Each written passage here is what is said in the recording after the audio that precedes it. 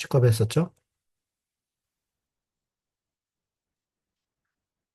네, 좋습니다. 오늘 요한계시록 일곱 번째입니다. 오늘은 17장에서 20장, 드디어 말도 많고 탈도 많은 천년왕국에 대해서 또 오늘 좀 살펴볼 예정입니다.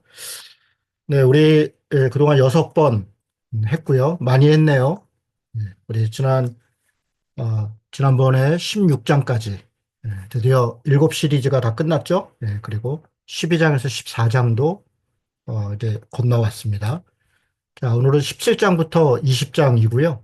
악의 멸망과 천년왕국, 그리고 벌써 다음 주면 우리가 마무리. 다음 주는 20일, 22장은 두 장이니까요. 오늘 천년왕국까지 잘 마친다면 다음 주에는 조금 여유 있게 대화할 수 있는 시간이 있을 것 같습니다. 제가 요 17장에서 20장에서 요절이 되는 구절을 18장 4절을 뽑았는데요. 또 내가 들으니 하늘로부터 다른 음성이 나서 이르되 내 백성이 거기서 나와 그의 죄에 참여하지 말고 그가 받을 재앙들을 받지 말라. 이 말씀이 굉장히 저 좋은 것 같아요.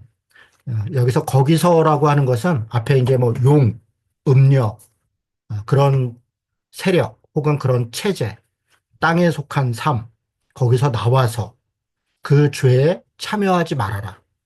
그리고 그가 받을 재앙들을 받지 말아라.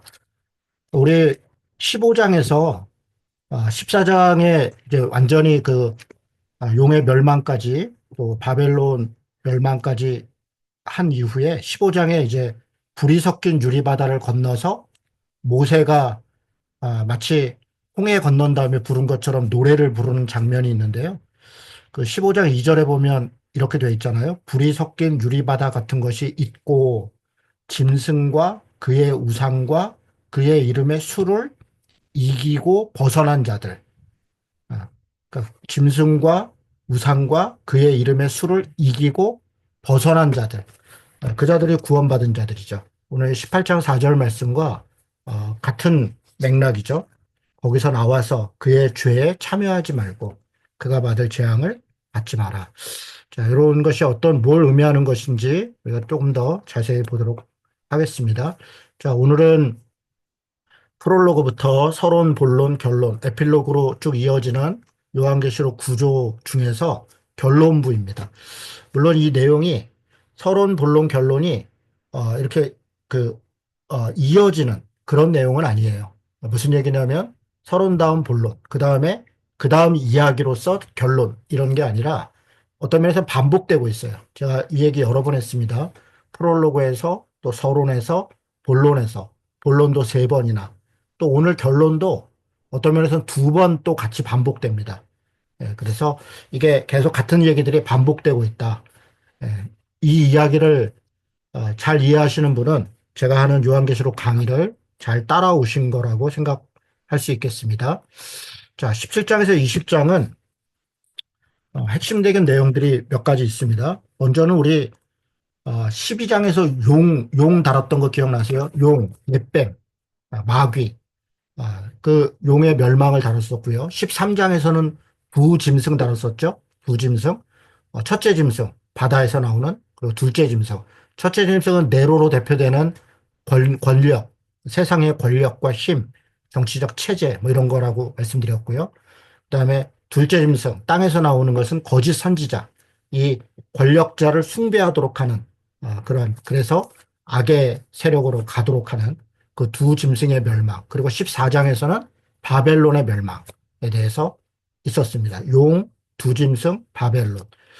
그리고 16장도 여섯 번째 대접 심판이 시작될 때 새 영이, 그러니까 짐승, 거짓 선지자, 이 새 영이 나와서 거기서 다 멸망하더라. 이렇게 16장에도 있었습니다. 그러니까 12장에서 14장까지 이야기가 16장에 또 한 번 언급됐던 거죠. 그리고 일곱 대접을 엎었을 때 큰 성 바벨론이 무너졌다. 이렇게 말했었습니다. 왜 이야기를 지금 반복하냐면 17장에서 20장은 바로 이 용과 두짐승 바벨론 이 멸망을 추가하고 또 보충하고 그러니까 다른 얘기가 아니라는 겁니다. 같은 이야기들이 반복되는데 추가하고 보충해서 이야기를 하고 있다는 겁니다.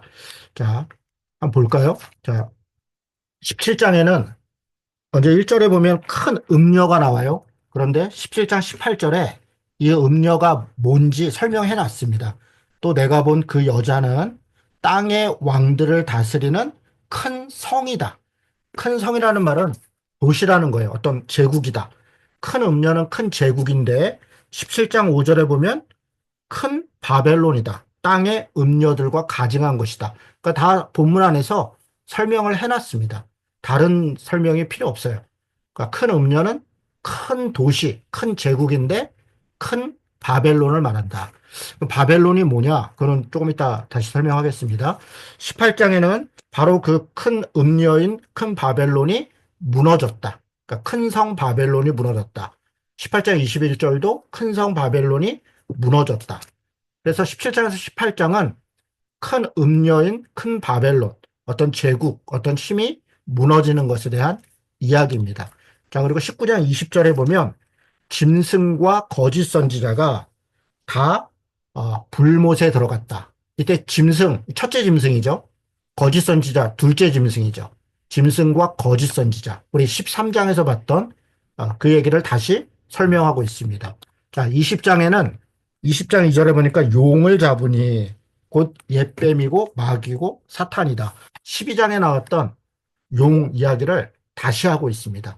그래서 큰 음료, 두 짐승, 그리고 용의 멸망을 17장에서 20장에서 다시 추가하고 반복하고 있다. 이해가 되시죠? 자, 도표로 보겠습니다. 악의 삼위일체, 하나님의 삼위일체가 있듯이 악도 삼위일체가 있어요. 일단 사탄은 가운데 두고요. 첫째 짐승, 둘째 짐승, 그리고 음녀인 바벨론. 용의 권세를 받은 첫째 짐승, 용과 비슷한 둘째 짐승, 그리고 용이 타고 용이 부리는, 거짓으로 속이는 바벨론. 이렇게 악의 삼위일체. 이거 다 싹 잡아서 멸망했다. 뭐 그런 이야기죠. 자, 도표로 다시 보면 17장에서 20장은 위에 용의 멸망부터는 12장부터예요. 12장, 13장, 14장. 용의 멸망, 두 짐승의 멸망, 바벨론의 멸망. 그걸 거꾸로 뒤집어 놨어요. 용의 멸망은 20장에 갖다 놨고요. 두 짐승의 멸망은 19장에 갖다 놨고요. 바벨론의 멸망은 17장에서 19장까지. 이렇게 역으로 내용이 반복되고 있다. 12장부터 14장 혹은 16장까지의 내용이 17장에서 20장에 반복되고 추가되고 보충되고 있다. 뭐 충분히 이해가 되시죠? 자, 그러면 17장을 보겠습니다. 음력. 10장 1절에 큰 음녀가 있다. 아까 말씀드린 것처럼 큰 도시고요. 바벨론입니다. 바벨론은 뭔가 베드로전서 5장에 보면 베드로가 베드로서를 쓰는데 바벨론에서 쓰고 있다 이렇게 말을 해요. 그런데 베드로가 편지를 쓸 때는 바벨론이란 나라가 당연히 없지요. 뭐 당연하죠. 구약에서 바벨론은 멸망했으니까요. 아시리아 다음에 바벨론, 바벨론 다음에 페르시아잖아요. 그렇게 나라가 없어졌어요. 바벨론은 70년 정도밖에 있지 않았던 나라예요. 그런데 왜 로마에 있는, 아마 베드로전서는 로마에서 쓴 것으로 보여요. 로마에 있는 베드로가 바벨론에서 내가 편지 쓰고 있다라고 말하는가? 그들에게 있어서 로마는 바벨론이에요. 제국. 자신들을 멸망시키고 핍박했던 바로 그 바벨론. 그게 로마이죠. 그래서 어떤 제국, 힘, 권세, 권력 이런 걸 상징하는 거죠.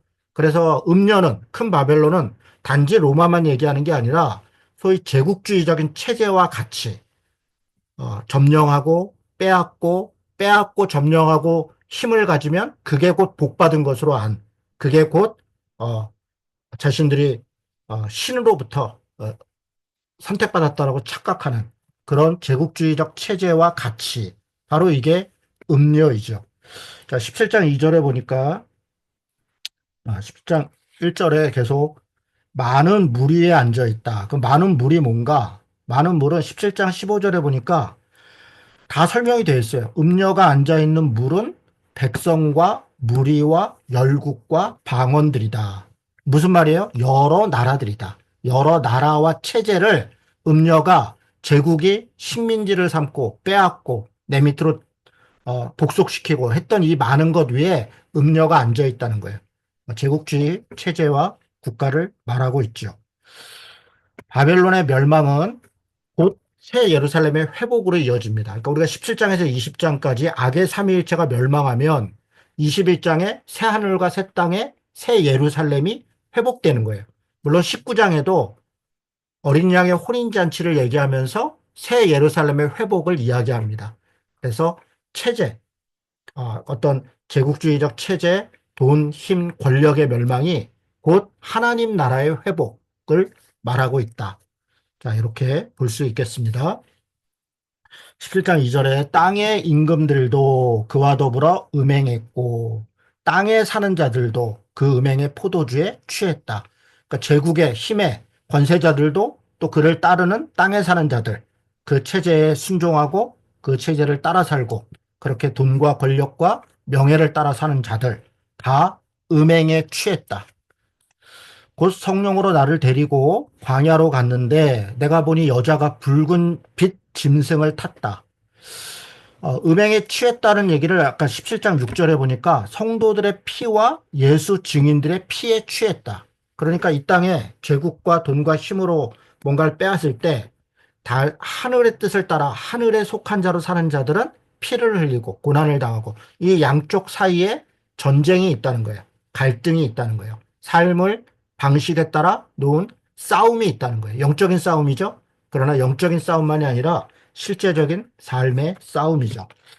자, 그런데 3절에 보니까 성령이 광야로 갔는데 붉은빛 짐승을 여자가 탔다. 이 붉은빛 짐승이 누구냐? 하나님을 모독하는 이름이 가득하고 일곱 머리와 열 뿔이 있다. 이거 여러분 13장 6절에 첫째 짐승 설명회 때 했던 말과 같은 말이에요. 다시 얘기해서 여자가 탔다는 첫째 짐승은 13장 6절에 있는 권력자, 그 제국을 통치하는 힘의 권력자를 얘기하죠. 뭐 13장에서는 그게 네로였죠. 네로의 환생을 어, 염두에 둔 그러니까 네로로 대표되는 그런 폭력과 폭압을 행사하는 그런 권력자를 의미하는 거죠. 자, 붉은 짐승. 뭐 그렇게 복잡할 게 없어요. 그냥 있는 그대로입니다. 그 다음에 그 이마에 5절입니다. 이름이 기록됐는데 비밀이다. 비밀. 비밀이니까 야, 이거 모르나 보다. 아니 또 금방 얘기해서 큰 바벨론이다. 그러니까 이마에 이름이 있는데 여자에게 바벨론이다. 땅의 음녀들과 가증한 것들의 어미다. 다 설명해 놨습니다. 또 내가 보매 이 여자가 성도들의 피와 예수의 증인들과 피에 취했다. 제국은 가난한 자를 억압하고 정의로운 자들을 죽이고 아, 공평과 정의를 행하는 자들을 이런저런 핍박하죠. 바로 그런 피들로 그렇게 억압함을 통해서 권력과 제국과 이런 것들은 유지되는 것이죠. 뭐 그런 얘기입니다. 자, 17장 7절에 천사가 이르되 왜 놀랍게 여기냐? 내가 여자와 그가 탄 일곱 머리와 열 뿔 가진 짐승의 비밀. 그럼 이 짐승이 누군지 그 비밀을 내가 알려줄게. 그러니까 비밀 그러니까 이거 또 모르는 거 나왔네. 다 알려준대잖아요. 자, 알려주니까 보면 되겠죠?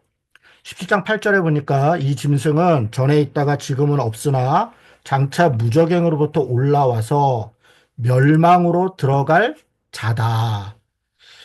무저갱으로부터 올라와서 멸망으로 들어간다. 무적에 우리 13장, 14장 할 때 무적에 들어갔던 사탄이 잠깐 노임을 받았고 일정한 기간 동안 한때, 두때, 반때 1260일 기간 동안 뭔가 자기가 이기는 것 같고 죽이는 것 같고 하지만 나중에 결국 멸망한다.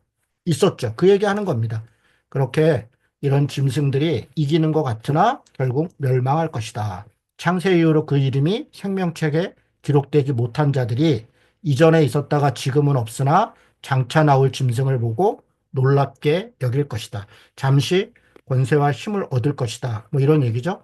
언제? 이게 천년왕국 이야기인데요. 20장 할 때 좀 더 이야기하겠습니다. 자, 지혜에 있는 뜻이 여기 있다. 일곱 머리는 여자가 앉은 일곱 산이다. 이건 또 뭔 말일까? 일곱 머리가 있어요. 일곱 머리는 머리, 뿔 이런 건 다 왕권, 권력 이런 걸 이야기하는 거였죠. 다니엘서를 다 인용한 거예요. 그런데 일곱 산이래요.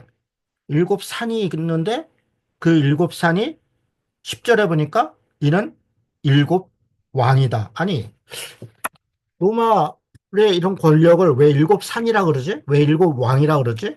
여러분, 로마는 일곱 산의 도시라는 별명이 있어요. 실제로 일곱 개의 산으로 언덕이 있고요. 여러 로마의 시인들이 로마에 대해서 시를 쓰거나 글을 쓸 때 일곱 개의 언덕, 일곱 개의 산을 다 기록해 놨어요. 여러분이 그냥 일곱 산의 도시 이렇게 검색해 보면 그냥 로마가 나옵니다. 그러니까 로마의 어떤 정치적 권력, 제국주의적 권력을 그 얘기를 그냥 하는 거예요. 그러니까 그 시대에 이 책을 읽은 사람들은 이 글을 읽은 사람들은 아 로마에 대해서 바벨론을 얘기하고 할 때 아 로마의 이런 제국적인 그런 힘을 얘기하고 있구나 다 알 수 있는 이야기입니다. 자, 일곱 왕이 있는데 다섯은 망했고 하나는 지금 있고 그러니까 다섯 왕은 지나갔고 지금은 여섯 번째 왕이 있는데 앞으로 일곱 번째 왕이 아직 오지 않았다는 거, 온다는 거예요. 근데 잠시 있다가 11절에 보니까 전에 있었다가 지금 없어진 짐승은 여덟째 왕이다. 그러니까 일곱째 왕이 올 건데 잠깐 있다가 이제 여덟 번째 왕이 온다는 거예요. 그런데 이 여덟 번째 왕이 일곱 중에 속한 자다. 이게 무슨 말일까? 일곱 왕과 다르지 않다. 그들의 똑같은 속성을 가지고 있다. 그들 중에 어떤 존재와 똑같이 그런 악하고 제국적이고 폭력적인 그런 왕이다. 그러나 그도 멸망으로 들어갈 것이다. 그런 얘기입니다. 자, 이건 뭘 배경으로 하나? 아우구스투스부터 티베리우스, 칼리쿨라, 클라디우스, 네로까지 다섯 명의 왕이 멸망했어요. 그리고 이 요한계시록을 쓸 때 여섯 번째 왕은 도미티아누스예요. 현재 왕은 있고 아직 한 명은 오지 않았어요. 그런데 여덟 번째 왕이 올 거래요. 그는 일곱 중에 속한 자니까 다시 환생한다는 거예요. 일곱의 왕 중에 누군가가 환생하는데 속성이 똑같아. 그 일곱 왕의 폭력성과 그러나 결국 멸망할 거다. 이건 네로가 환생할 것이다. 라고 하는 13장에 있었던 이야기를 반복하고 있는 거예요. 결국 이런 제국과 이런 나라들이 무슨 왕이 있고 체제가 있고 대단한 것 같고 그런 것 같으나 결국 말하고 싶은 건 뭐예요? 멸망할 것이다. 음녀가 멸망한다. 그러니 두려워하지 마라. 그런 이야기입니다. 자, 그래서 바로 이야기를 해요. 17장 12절. 내가 본 열뿔은 또 열왕이다. 그러니까 그 짐승이 일곱 머리와 열뿔을 가지고 있다. 또 열뿔은 또 뭐냐? 열뿔도 열왕이죠. 그런데 열 명의 왕을 얘기하는 게 아니라 열 명의 어떤 왕이 아니라 세상의 여러 권력, 권세를 이야기하죠. 아직 나라를 얻지 못했지만 다만 짐승과 더불어 임금처럼 한동안 권세를 받는다. 그러니까 짐승과 더불어라는 말은 권력 있는 어떤 제국의 봉신이 된다. 그러니까 그를 따라서 그 제국과 똑같은 짓들을 한다. 뭐 그런 얘기죠. 열불의 권세를 그들이 짐승에게 주고 이걸 가지고 뭐 옛날에는 유럽의 10개 나라가 합쳐졌다가 또 나눠질 거다. 그게 세계 정부다. 여러분 지금 유럽 연합이요. 10개가 아니라 지금 몇 개예요? 지금 뭐 몇십 개죠? 뭐 제가 숫자 정확히 모르겠네요. 아, 이거 찾아볼 걸. 그러니까 옛날에는 유럽 연합, EU, 유럽 연합 또는 EU 같은 데를 이렇게 세계 연합 기구를 열불이라고 했어요. 이렇게 모여갖고 세계 정부를 만든다. 이런 데서 뭐 세계 정부 얘기하고 또 뭐 종교 통합 얘기하고 경제 통합 얘기하고 다 쓸데없는 얘기입니다. 정말요. 그냥 이거는 아, 일반적인 모든 세상의 권력 그리고 체제 결국 세상의 체제라는 것은 돈과 힘과 권력으로 어, 약육강식하고 적자생존하는 그런 것들이죠. 바로 그렇게 악한 자들에게 짐승에게 힘을 다 몰아줄 거냐. 문제는 문제는 14절이에요. 그들이 어린 양과 더불어 싸워요. 그러니까 믿는 자들과 어린 양을 따르는 하늘을 따르는 자들과 이 악을 따르는 자들이 싸워요. 그런데 어린 양은 만주에 주시고 만왕의 왕이고 그래서 그들을 이길 것이다. 또 그와 함께하는 자들 곧 부르심을 받고 택하심을 받은 진실한 자들도 이길 것이다. 그러니까 우리가 이긴대요. 그러니까 우리는 믿음으로 고난이 있고 어려움이 있고 손해가 있어도 결국 이길 거니까. 이긴 싸움이니까.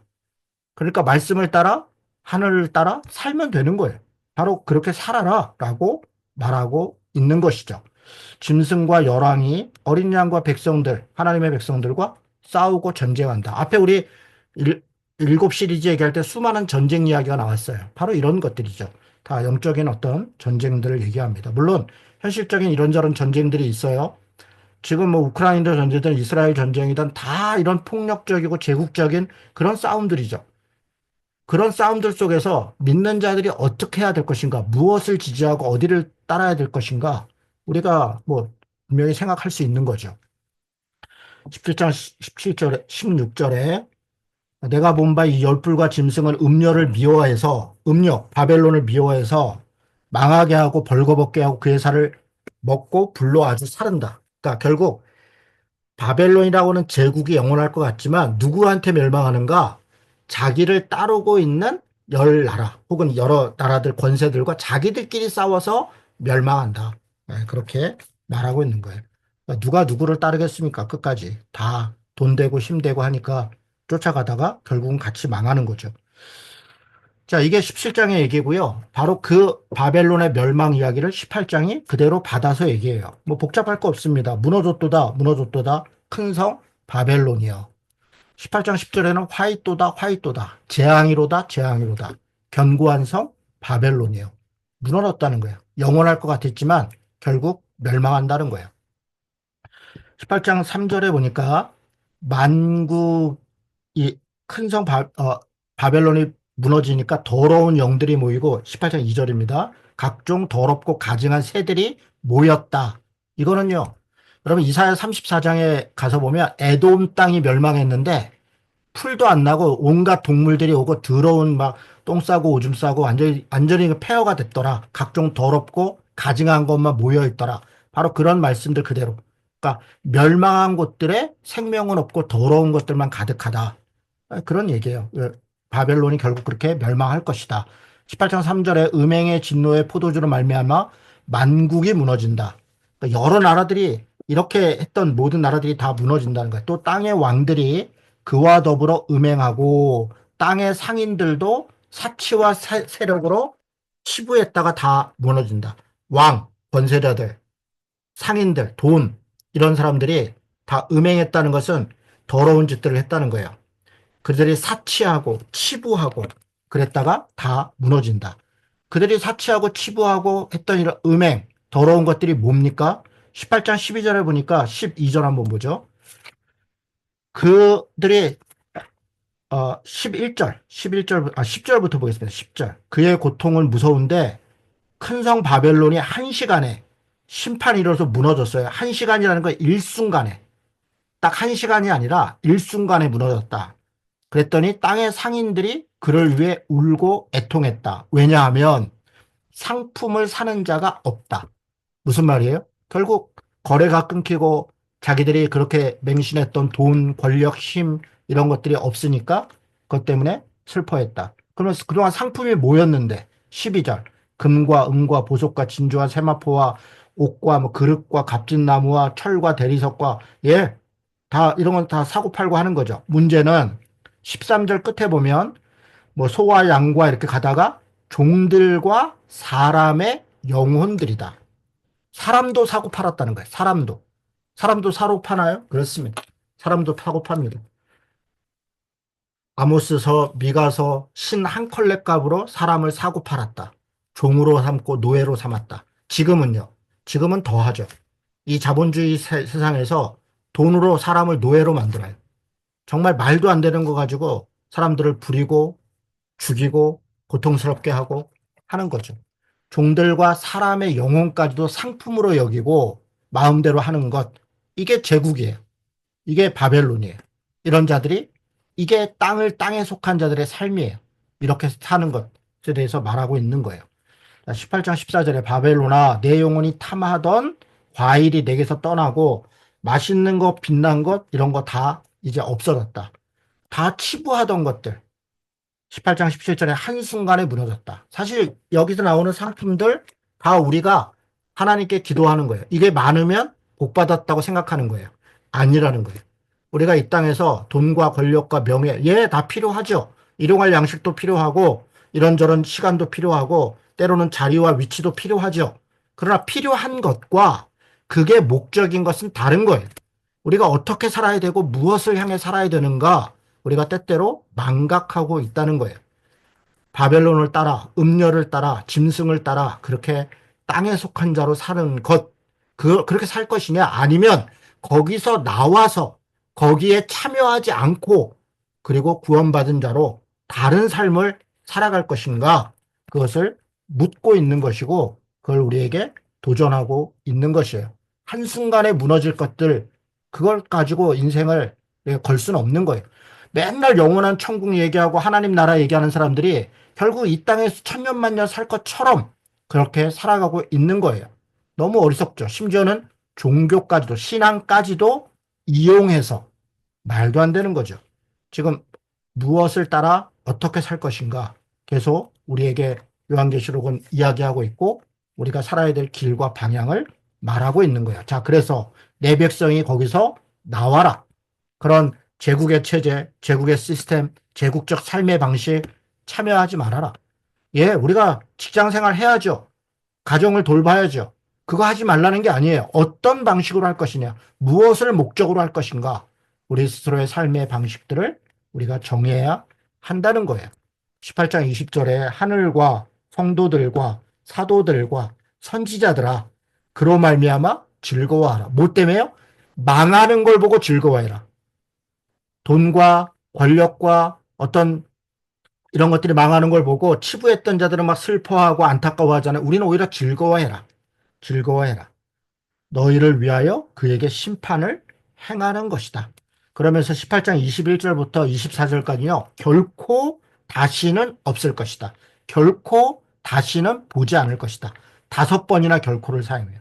결코 다시 이런 것들을 다시 일어나지 않을 것이다. 영원한 하나님 나라가 임할 것이다. 그렇게 말하고 있습니다. 이게 18장입니다. 결국 바벨론은 멸망할 것이다. 그러니 두려워하지 마라. 또 그것을 따라서 그럼 거기에 노예돼서 살지 말아라 라고 말하는 게 18장의 내용입니다. 자, 19장으로 가겠습니다. 19장으로 갔더니 2일 후에 보니 2일 후에가 뭐예요? 이제 바벨론이 멸망하고 다 무너지고 보니 하늘에 허다한 무리와 큰 음성이 이제 완전히 멸망하니까 어떻게 돼? 할렐루야, 할렐루야 찬양을 하고 여러분 이게 5장의 모습이고 7장의 모습이고 이런 거잖아요. 계속 됐던 것들이에요. 그리고 두 번째로 할렐루야 하니 3절에 그 연기가, 예, 2절이 아니라 3절이네요. 두 번째로 할렐루야 하니 그 연기가 세세토록 올라간다. 이때 그는요, 여성 명사예요. 그 여성 대명사예요. 그가 아니라 그녀예요. 예. 그녀의 연기. 누구예요? 음녀, 바벨론. 물론 그라고 해도 되죠. 바벨론. 그런데 그녀라고 하면 더 와닿죠. 음녀가 멸망할 것이고 그게 멸망한 연기가 세세에 올라갈 것이다. 그때 24장로가 다 찬양하고 19장 6절에 허다한 무리의 음성과 같이 많은 소리와 같고 큰 우레소리와 같은 소리가 이르되 이게 뭐예요? 하나님의 나타나심. 우리 7시리즈의 맨 끝에마다 무슨 물소리, 우레소리, 우박, 지진, 하나님이 나타나심 똑같은 거예요. 그러니까 반복되고 있는 거예요. 지금 소위 영적인 싸움이 결국 표현이 다를 뿐이지 7시리즈나 17장에서 19장까지 내용이나 12장에서 14장 내용이나 반복되고 있는 거예요. 19장 7절에 그러면 이제 영원한 하나님 나라가 어떤 모습으로 있을 것인가? 이 19장 7절부터 나오는 10절까지 나오는 어린 양의 혼인잔치 얘기가 21장에 반복해서 나와요. 그는 다음 주에 또 보겠습니다. 자, 어린 양의 혼인잔치가 기약이 이르렀다. 그의 아내가 자신을 위해 준비했다. 그의 아내는 신부죠. 신부가 누구냐? 여러분 21장 잠깐 넘어가 볼까요? 2절에 보니까 성새 예루살렘이 하늘에서 내려오는데 신부가 남편을 위해 단장한 것 같더라. 아, 예루살렘이 신부래요. 이것만 봐서는 모르겠죠? 그러면 21장 9절을 보세요. 여기 보니까 일곱 대접을 가지고 마지막 일곱 재앙을 담을 일곱 천사가 일곱 대접 얘기 여기 또 해요.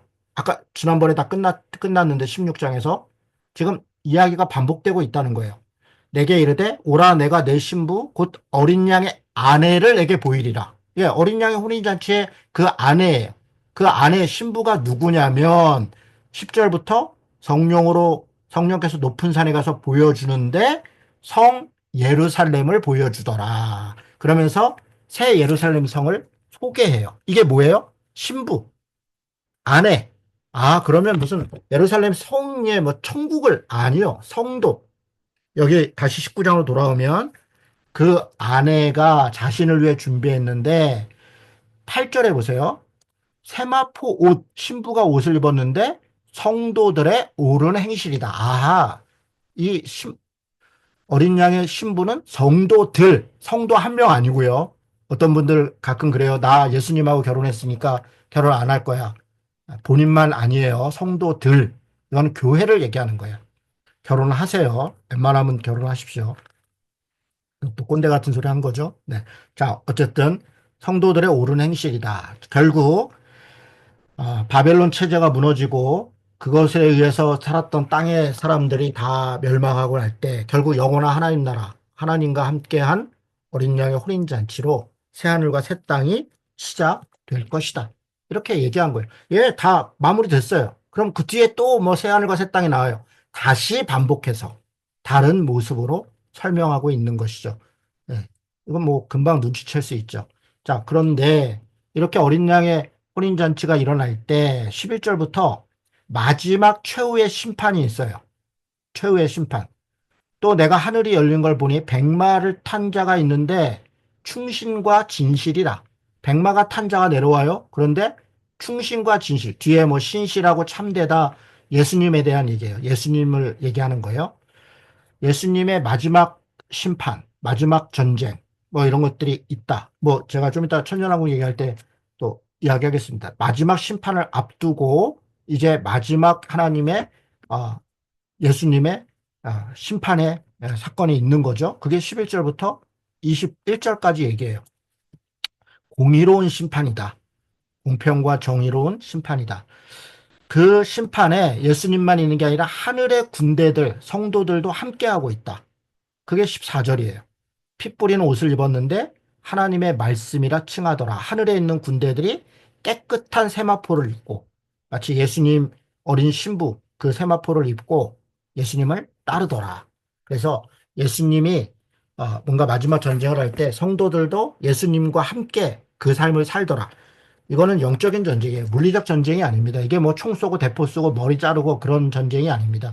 그만큼 치열한 마지막에 땅에 속한 자 악의 세력과 하나님 삼위일체 하나님과 그를 따르는 하늘을 따르는 자들이 정말 마지막 그런 처절한 신앙적 싸움이 있다는 거예요.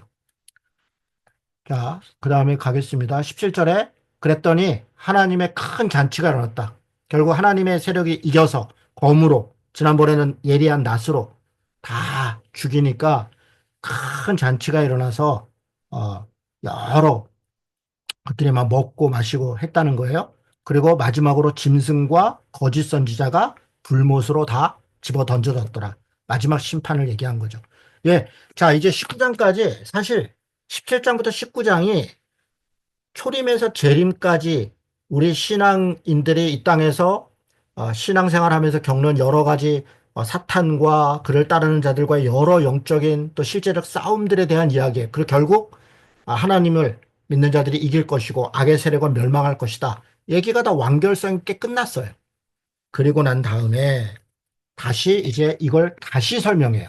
그게 천년왕국이에요. 그 얘기는 20장을 하면서 이야기하겠습니다. 자, 20장에는 용의 멸망을 얘기하는데 20장 1절에서 3절에 보니까 천년 동안 용이 결박됐다가 잠깐 노임을 받아요. 그러니까 용이 결박됐다는 것은 지난번 12장에서 하늘에서 땅으로 내쫓겠다는 거예요. 무적행으로 내쫓겠다는 거예요. 그런데 어느 일정한 기간 동안 사탄이 활동할 수 있는 기간을 줬다는 거예요. 잠깐 놓였더라. 그 용은 옛뱀이고 마귀고 사탄이다. 20장 4절에 보니까 무적행에, 3절에 무적행에 잠깐 던져 잠겼다가 임복했는데 천년이 차도록 만국을 미혹하지 못하게 했는데 그 후에 반드시 잠깐 놓이더라. 그러니까 천년 동안 이 마귀가 사탄이 결국 일정한 자기 역할은 있지만 결국 나중에 반드시 잠깐 놓여서 모든 것들을 또 마무리할 것이다. 뭐 이런 이야기예요. 그 뒤로 쭉 이야기들이 있어요. 자, 천년 동안 왕노릇한다. 그러니까 심판하는 권세를 받고 예수를 증언과 말씀 때문에 목배임을 당한 자들과 영혼들과 짐승과 그의 우상에 경배하지 아니한 자들과 이마와 손에 표받지 않은 자들이 그리스도와 더불어 천년 동안 왕노릇한다. 여러분 제 말 잘 들으세요. 천년 왕국을 소위 천국으로 생각해서 어, 앞에 심판이 끝났고 악의 세력들이 멸망했다. 그리고 믿는 자들만 천년 동안 왕노릇하는 영원한 천국이 있다. 그리고 물론 새하늘과 새 땅 마무리가 있기 전에 이렇게 말해요. 자, 그렇다면 왕 노릇한다 그랬는데 왕 노릇은 대상이 있잖아요. 왕 노릇한다는 건 통치하고 다스린다는 건데 대상이 있잖아요. 믿지 않는 자들 또 자연 만물이 있는 거예요.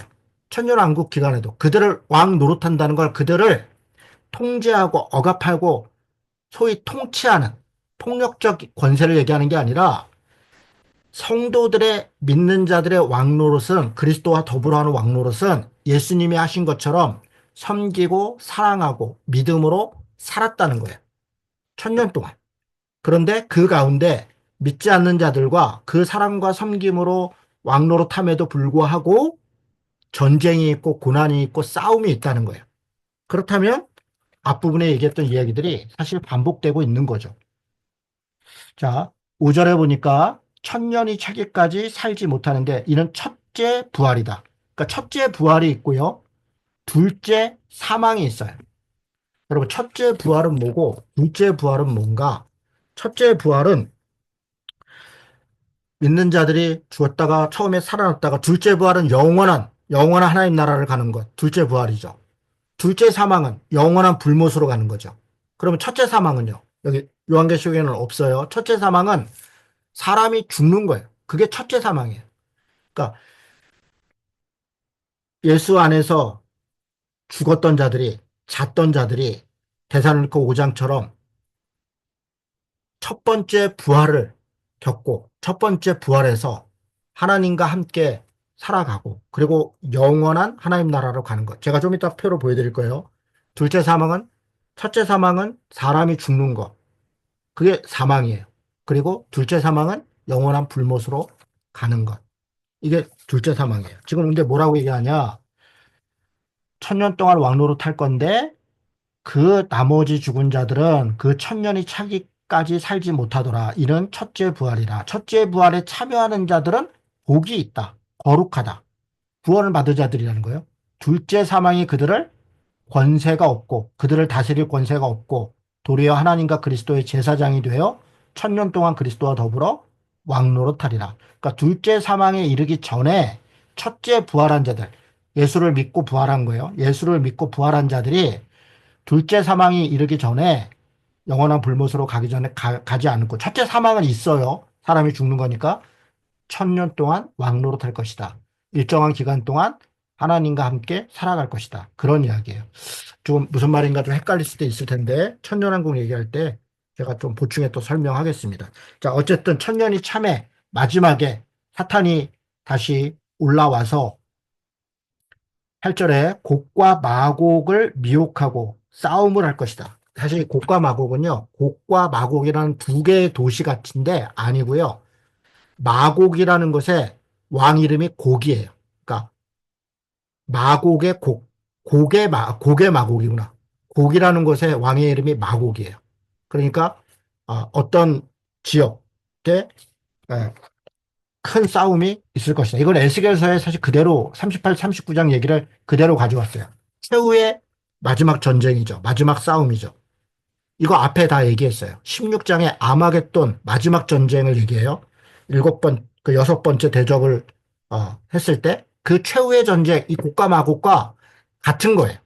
어떤 사람들은 곡과 마곡 전쟁 후에 천년왕국이 끝나고 아마겟돈 전쟁이 따로 있다라고 설명하는 사람도 있어요.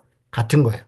지금 고가 마고가 아마겟돈은 그 순서로 설명하는 데가 없어요. 다 같은 이야기의 반복이에요. 자, 19장에 아까 하늘에서 내려온 백마 타고 온 예수와 그를 따르는 자들과 최후의 전쟁을 했잖아요. 고가 마고의 전쟁 같은 거예요. 자, 그렇다면 대접 심판 한 번 어떤 것을 반복했고 17장에서 19장까지 한 번 반복했고 마지막 전쟁이 다 있잖아요. 그리고 20장 천년왕국도 어떤 것을 그대로 반복하고 있는 거예요. 같은 이야기를 반복하고 있다.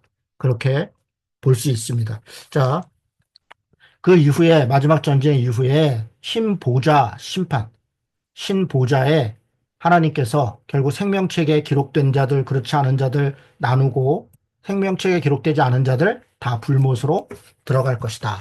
자, 그렇게 말했습니다. 이게 이제 20장의 내용이에요. 도표로 한번 보겠습니다. 자, 여기 이 보시면 왼쪽을 보세요. 첫째 사망, 첫째 사망. 생명책에 기록된 자들, 기록되지 않은 자들. 생명책에 기록된 자들은 천국, 그리고 새하늘과 새 땅. 그리고 기록되지 않은 자들은 바다와 사망과 음부, 심판의 부활, 심판의 부활, 그리고 불못으로. 그리고 첫째 사망한 사람들이 대기 상태로. 그리고 재림과 최후의 심판. 그러니까 이 위쪽에 두 개의 화살표로 가는 것, 이게 하나의 주장이고요. 가운데 대기 상태에 있다가 최후의 심판으로 간다. 이것도 하나의 주장이에요. 양쪽 다 어느 것을 해든 다 기독교 안에서 용인됩니다. 무슨 얘기냐면 사람이 죽으면 바로 천국으로 가냐 아니면 일종의 중간 상태의 대기 상태가 있느냐. 대기 상태가 있다가 간다라고 하는 사람들도 있는 것이고 바로 간다 또 있는 것이고 예수님이 오실 때 아, 예수님이 재림하실 때 있는 사람들은 천국과 지옥으로 바로 간다. 그러나 먼저 죽은 사람들은 대기 상태에 있다가 함께 간다. 이렇게도 주장이 가능한 겁니다. 자, 이런 걸 그냥 간단하게 표로 만든 거예요. 자, 그 다음 이제 천년왕국과 청년설을 정리하겠습니다. 왜 천년인가? 시편 90편 4절, 베드로후서 3장 8절에 보면 하루는 천년 같다. 천년이 하루 같다. 뭐 이런 이야기가 있어요. 그래서 천년은 일종의 어떤 세대, 어떤 역사를 나누는 그런 기준이에요. 유대인들은요, 실제 지금도 천년은 회복의 날이다. 천년이 지나면 혹은 천년이 완성되는 날이거든요. 그래서 유대인들은 지금도 천년왕국에 대한 천년설에 대한 바램을 가지고 살아가는데 회복의 날. 자신들이 유대인들의 회복의 날은 사실 유대가 이스라엘이 제국이 되는 날, 세계를 제패하는 날, 뭐 이런 생각을 가진 거죠. 어리석은 거죠. 사실은 성경의 가르침과 정확히 반대되는 거예요. 음녀의 그런 나라를 꿈꾸는 것, 그게 성경의 가르침이 아니에요. 우리는 거꾸로죠. 오히려 섬기고 사랑하고 정말 새하늘과 새 땅에 평등에 이루어지는 나라, 그걸 꿈꾸는 거죠. 그러니까 유대인이 천국을 바라보는 것과 기독교인들이 천년왕국을 바라보는 것은 완전히 다릅니다. 자, 네 가지 천년설이 있는데 기준은 재림이에요. 전천년설. 무슨 얘기예요? 재림이 천년왕국 전에 재림한다는 거예요. 그래서 전천년설이에요. 역사적 전천년설, 세대주의적 전천년설 두 가지가 있어요. 내용은 설명하겠습니다.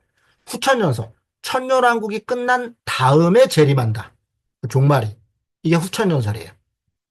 현천년설, 재림이 있지만 천년왕국이 재림 전후 온 게 아니라 지금이 천년은 왕국의 시대야. 현재가. 초림에서 재림까지가. 초림에서 재림까지가. 이게 천년왕국이다. 그러니까 천년왕국 후에 재림한다는 말은 후천년하고 비슷하죠. 그러나 천년왕국이 물리적으로 있고 그 다음에 재림 후에 뭐가 다리 있는 게 아니라 지금 현재가 그래서 무천년설이라고도 합니다. 자, 이 네 가지 역사적 전천년설, 세대주의적 전천년설, 후천년설, 그리고 현천년 또는 무천년설 이 네 가지에 대해서 지금부터 설명하겠습니다. 일단 역사적 전천년설.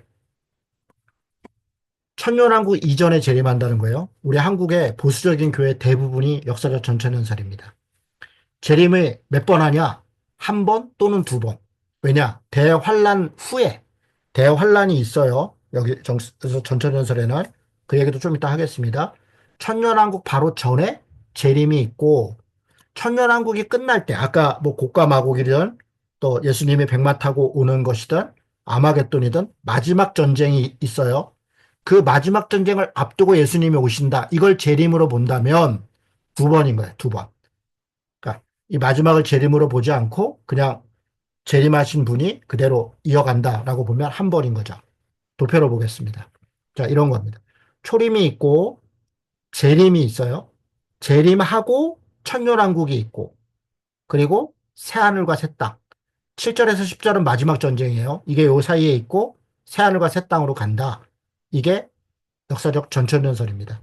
조금 더 자세한 도표로 보겠습니다. 자, 이렇게 구약시대가 있고 신약시대가 있어요. 초림했고 그리고 배교와 환란. 이 배교와 환란이 소위 7년 대환란인데 미리 말씀드려요. 왜 7년인가? 요한계시록엔 7년이 없잖아요.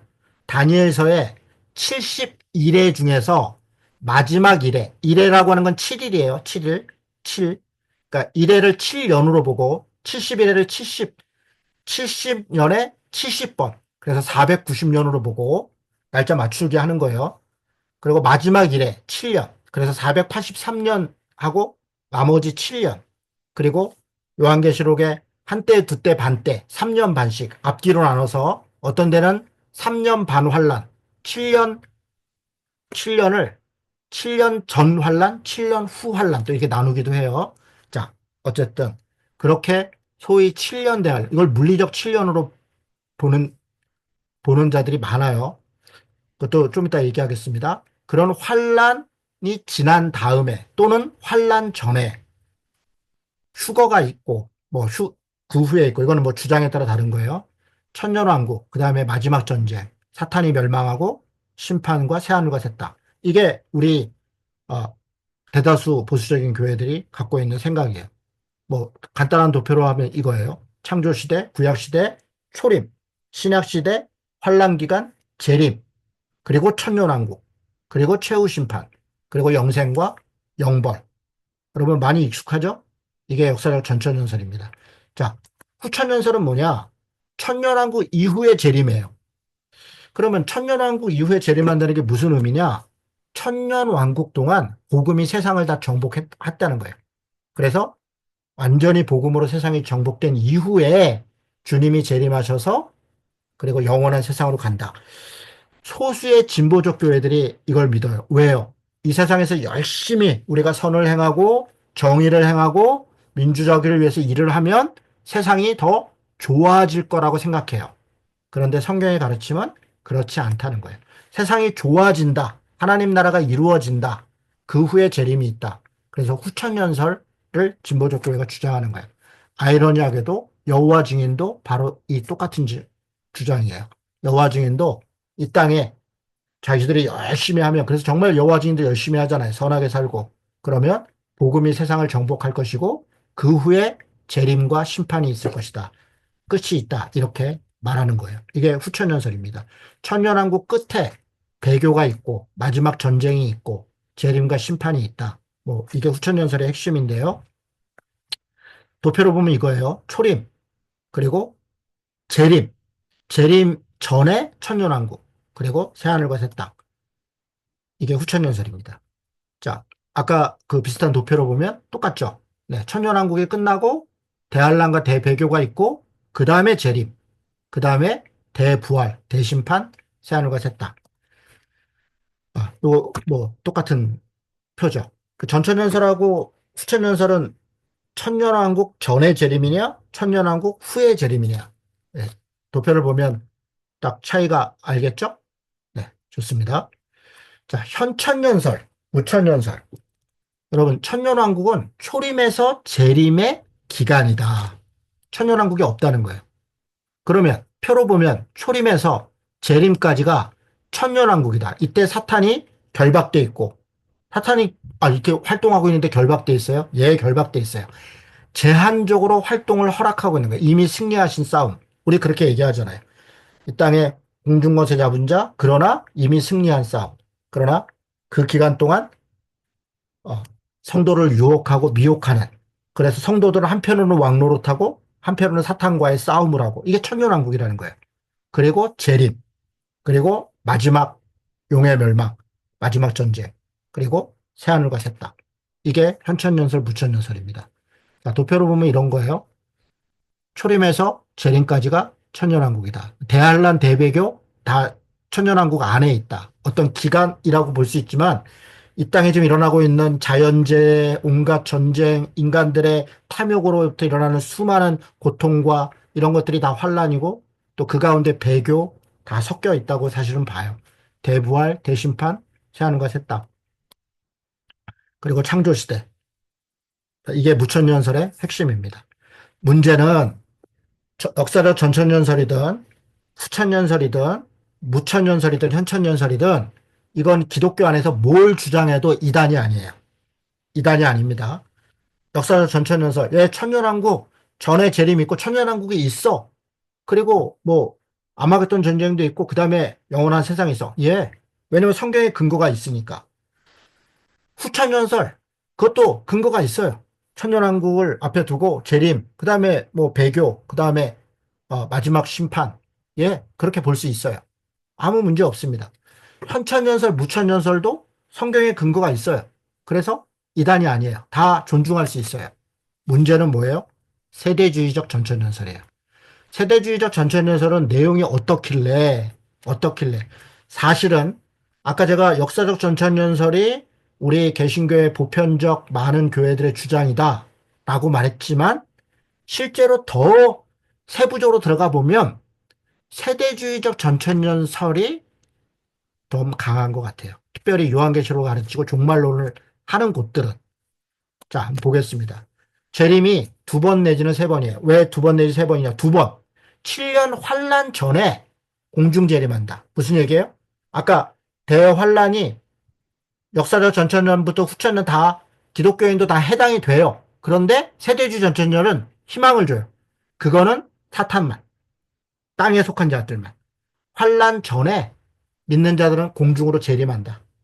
그리고 천년왕국 전에 다 완전히 멸망시키고 하나님이 심판한 다음에 천년왕국 전에 또 재림한다. 7년 환란 전에 공중 재림해서 그걸 휴거라 그러죠. 대사님께서의 올라와라 이렇게 마치 그것이 있다는 거예요. 그리고 천년왕국 전에 지상 재림하고 그리고 천년왕국이 끝난 다음에 마지막 재림하고 이렇게 보면 세 번. 최후의 지상 재림을 재림으로 안 보면 두 번. 이게 세대주적 전천연설입니다. 대환란전 휴거가 있느냐 없느냐. 있다고 주장하는 데들은 세대주의적 전천연설이에요. 환란도 우리도 함께 겪어가야 된다. 그건 역사적 전천연설입니다. 자, 7개 세대로 나눠요. 세대. 그래서 세대주의라 그래요. 무죄시대, 에덴까지, 양심시대, 홍수까지, 인간 통치, 바벨까지, 약속시대, 모세까지. 뭐 이게 나눈 게 무슨 문제인가? 문제 없어요. 다 그럴 수 있어요. 교회 시대까지. 문제는 이걸 물리적 천년으로 본다는 거예요. 물리적 천년. 7천년. 천년왕국까지 7천년. 그래서 2000년에 다미성교회 같은데 1992년 왜 10월 28일 왜요? 7년 한란 빼야 되니까. 7년 한란 빼야 되니까. 2000년 그때 1992년에 나라 망한다, 우리 세상이 멸망한다, 재림한다고 왜 그렇게들 주장하냐? 그게 물리적 7천년이 끝난다는 거예요. 예수님 오시고 2000년, 교회 시대하고 천년왕국 2000년, 그리고 앞에 5000년. 이게 주장이에요. 그런데 7년 한 날 빼야 되니까 92년 10월 28일을 계산해내는 거예요. 이렇게 너무 황당하죠? 여러분, 이 황당한 주장이 조금 이따 보겠지만 우리 한국교회에 굉장히 많은 사람들이 주장했던 내용입니다. 자, 세대주의 전천연설, 방금 얘기한 것처럼 이렇게 성도들이 공중재림, 일종의 휴거를 하고 뭐 이런 식으로 진행된다. 그런 이야기를 하고 있는 거예요. 성도의 휴거, 공중재림 엄청 강조하죠. 휴거, 공중재림, 또 환란, 뭐 7년 환란, 뭐 3년 반 환란, 무슨 환란 이런 얘기 계속하는 데들은 다 세대주의예요. 자, 넘어가겠습니다. 세대주의적 전천년설 조금 더 설명할게요. 예언의 성취돼요. 구약의 예언이 우리 기독교에서는 정상적인 신앙에서는 언제 성취됐다고 얘기하냐면 예수님 시대, 신약 시대, 예수님의 십자가로 다 성취됐다. 구약이.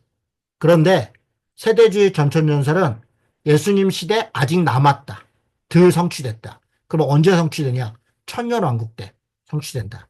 이게 그들의 주장이에요. 적그리스도 세계 정부이고 경제 통합이고 종교 통합이다. 왜 이런 주장을 하냐? 문자적으로 해석하기 때문에 그래. 666. 그러니까 666이 뭐냐? 열심히 찾아요. 휴거. 그러니까 언제 들러 올라가나 아마겟돈, 천년왕국 다 문자적으로 그대로 생각합니다. 요한계시록을 다 사건별, 시간표별로 나름대로 계산해서 이 사건은 이때고 저 사건은 저때고 다 얘기합니다. 더 결정적으로는요, 이스라엘. 지금 저 국가 이스라엘에 대해서 이스라엘이 회복될 거다. 그래서 이스라엘 이겨라, 이스라엘 이겨라, 백투더 예루살렘 하는 거예요. 성전이 회복될 것이다. 무슨 얘기냐? 동물제사 다시 시작될 거다. 그게 소위 제3성전 운동이에요. 백투더 예루살렘 제3성. 사실 21세기 황당한 얘기예요. 지금 예루살렘의 성전이 회복돼도 거기서 제사를 지금도 안 해요. 지금도. 이스라엘 사람들도 지금도 안 한다고요. 그런데 이스라엘 국가가 회복되고 성전이 재건될 것이다. 이거는 에스겔에 있는 새 성전을 문자적으로 적용하는 얘기예요. 자, 이런 게 세대주의 전천년설의 핵심적인 내용입니다. 그래서 유대인들 돕기 위해서 무슨 알리아 운동이니 알리아가 올리다인데 흩어져 있는 유대인들 다 지금 이스라엘로 회복 돌아가는 운동. 우리나라에서 지금 송도에 있는 어느 교회가 돈을 대가지고 유대인들 배편, 비행기표, 생활비 대줘가면서 돌아가는 운동해요. 그런 교회들 많아요. 전 세계에 많습니다. 유대인들 회복 운동하는. 다 이런 생각들 속에서 이렇게 되면 예수님 재림하신다고 나름대로 열심히 하는 거예요. 자, 전천년설의 종말을 지정한 사람들이 수도 없습니다. 가장 먼저는 몬타니즘. 몬타니즘이라고 하는 신비주의 170년경에 이들은 자신들이 천년왕국을 이룰 것이다 믿었어요. 그리고 신비주의를 열심히 했습니다. 요아킴이라고 하는 사람, 이 사람도 13세기에 적그리스도는 유대인이다. 이건 거꾸로 또 유대인이다. 그래서 유대인들을 적그리스도 하면서 자기들이 천년왕국을 이룰 것이다. 그 유명한 제세례파, 특별히 뮌스터파의 토마스 뮌처부터 물리적 천년왕국, 자신들의 있는 곳이 독일 뮌스터가 천년왕국의 거점이 된다. 1534년도에 예수님이 오신다. 이렇게 믿고 주장했었어요. 여러분, 그 콜럼버스, 그 콜럼버스입니다. 신대륙, 소위 아메리카 대륙을 발견한 그 콜럼버스는 1656년에 예수님이 재림한다. 나름대로 다 계산한 게 있어요. 콜럼버스가 신대륙을 그 여행을 떠난 것도 다 다니엘서에 있는 70일회를 이루기 위해서. 그래서 유대인들을 하고 예루살렘을 회복시키고 그런 일들을 위해서 이슬람을 타파하고 그런 과정으로 그 일을 한 거예요. 콜럼버스가. 그런 것들은 역사서에 잘 안 기록돼 있죠. 신앙적인 거니까. 심지어는 아이작 뉴턴도요. 2060년에 예수님 재림한다고. 아이작 투턴이 아니라 아이작 뉴턴입니다.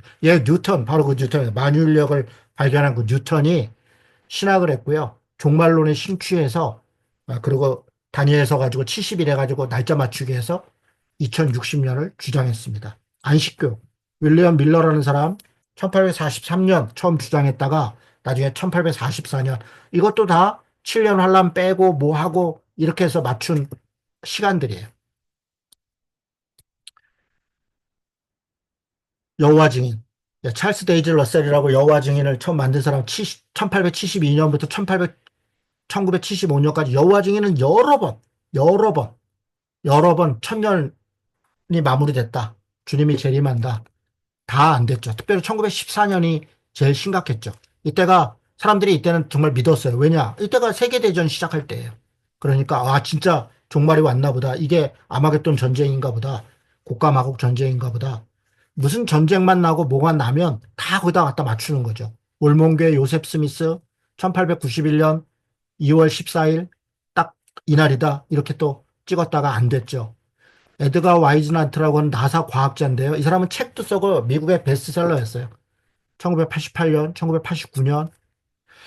가장 심각한 사람들은 이 사람들입니다. 존 넬슨 다비, 그리고 사이러스 스코필드. 스코필드 주석이라는 게 있어요.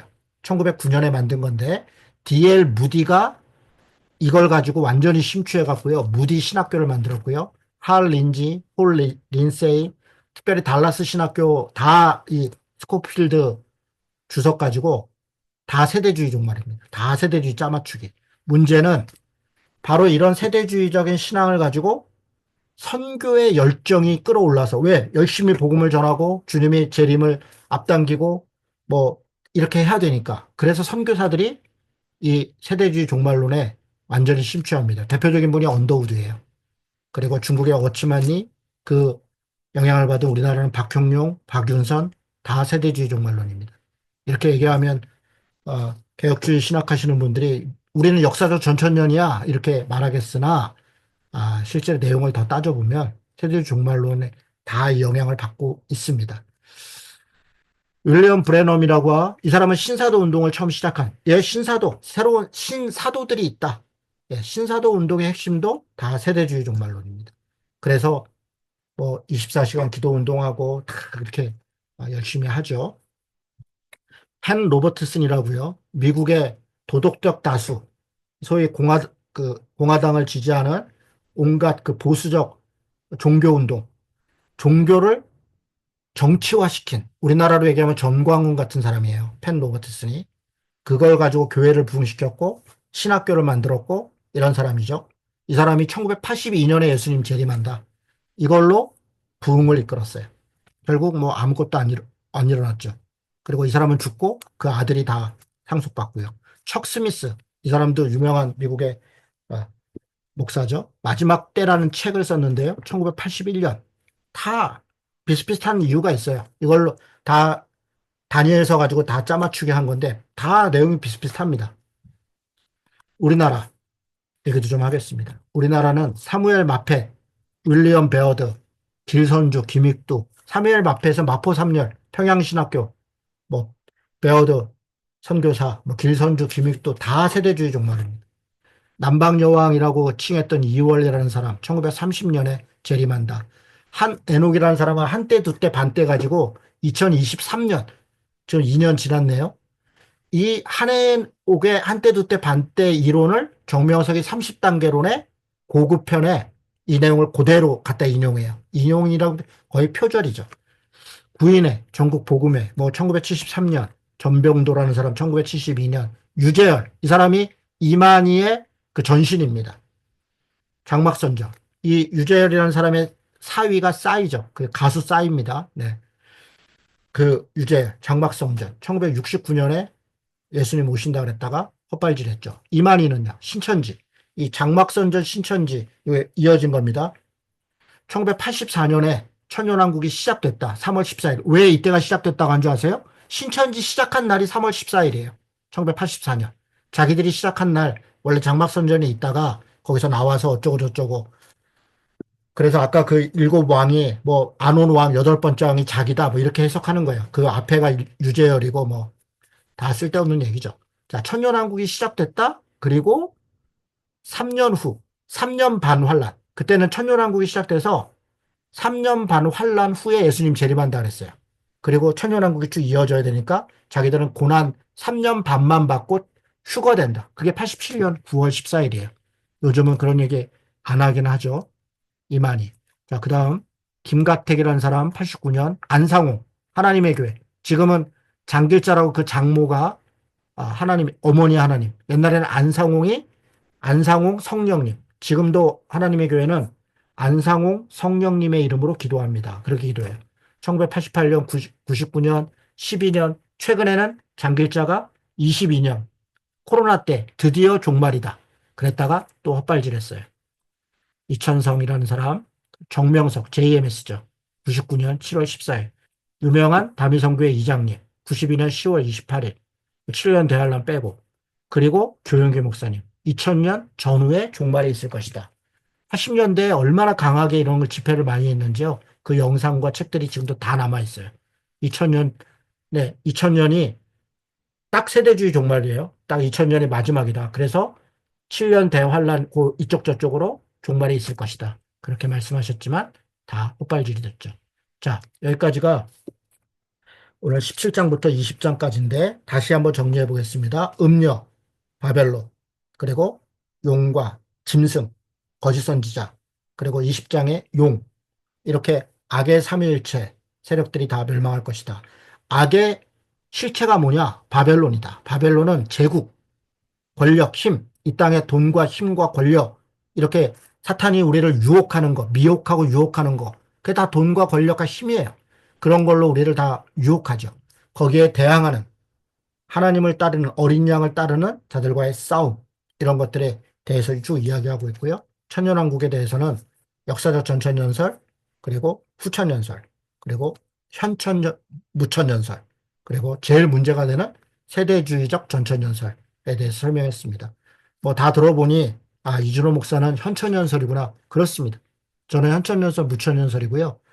그리고 지금 현재 신학교 교수들 중에 개혁주의 신학을 하는 분들도 다 현천년, 무천년이에요. 역사적 전천년 갖고 싸울 필요가 없습니다. 지금은 다 대부분의 신학교, 종말론 하시는 분들, 계시록 하시는 분들은 현천년, 무천년 아닌 분이 거의 없다라고 해도 과언이 아닙니다. 네, 이렇게 일단 강의를 마치고요.